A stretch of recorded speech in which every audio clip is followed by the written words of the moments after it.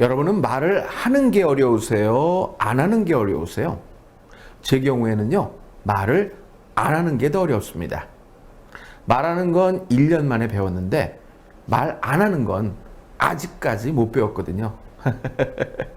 어딜 가서든 그냥 마이크만 잡았다 하면은, 아우.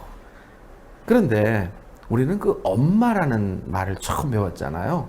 이 엄마라는 말을 배운 뒤로 죽을 때까지 엄청난 양의 말을 쏟아냅니다.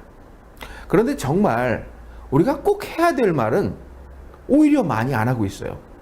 뭐 예를 들어서 사랑합니다, 감사합니다, 미안해요.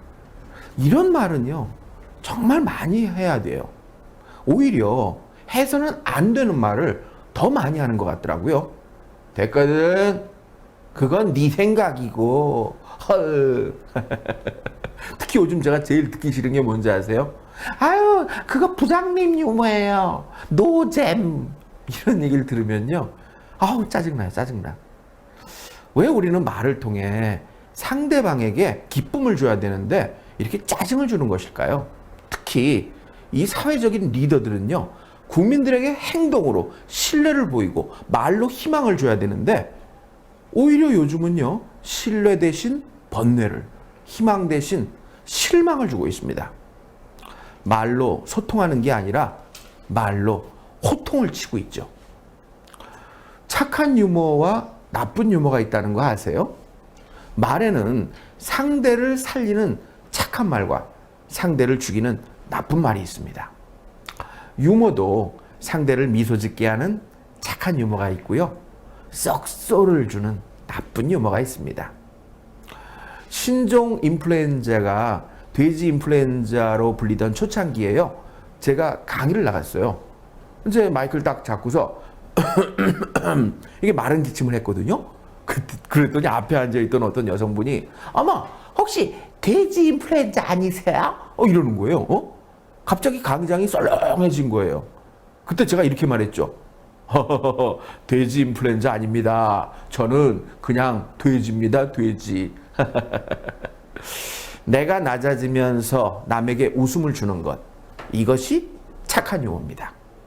나쁜 유머는요, 우월적 위치에서 상대방을 이렇게 깔아보면서 그렇게 하는 유머 있죠?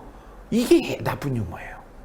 상대방도 웃기는 웃습니다. 하하, 예, 사장님, 하하하, 웃기는 웃어요.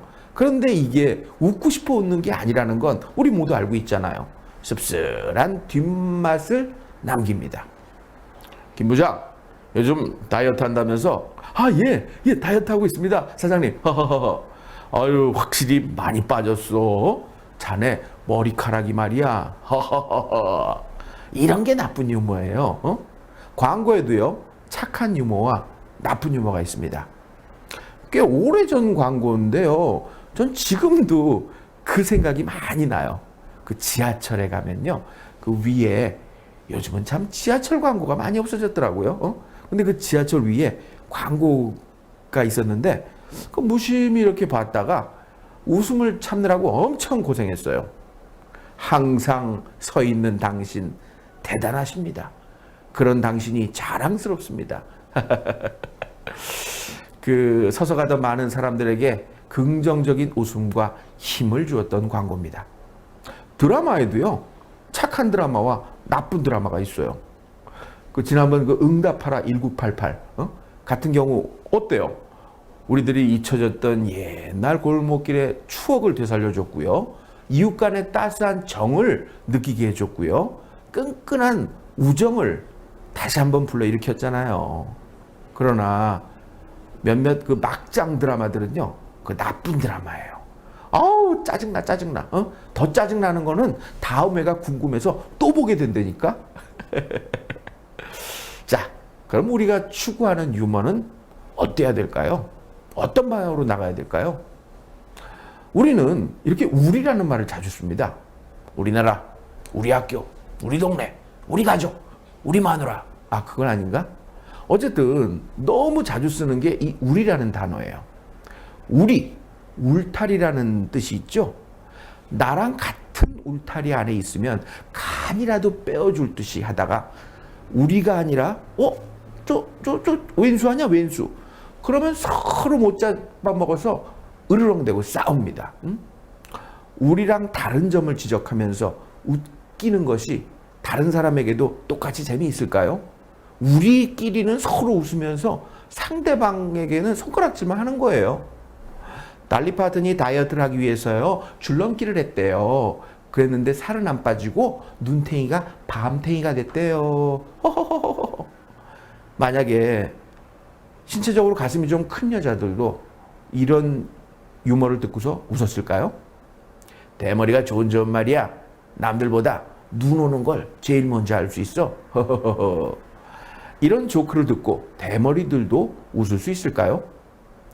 경차가 말이야 차가 막힐 때는 참 좋아. 그냥 창 밖으로 손만 밀면은 비행기처럼 날아갈 수 있거든. 이 유머를 경차 타는 사람들도 좋아할까요? 제가 KBS에서 연예대상 작가상을 받았을 때 수상소감으로 이렇게 말을 했습니다. 예, 저는 앞으로 한 사람을 울리면서 99명이 폭소를 터뜨리는 그런 코미디보다 100사람이 미소 짓게 만드는 그런 코미디를 만들고 싶습니다. 그런데 그게 뜻대로 안 되더라고요. 우리나라는요, 한 사람 바보 만들더라도 99명이 빵빵 터뜨리게 만드는 그런 코미디를 더 선호하나 봅니다.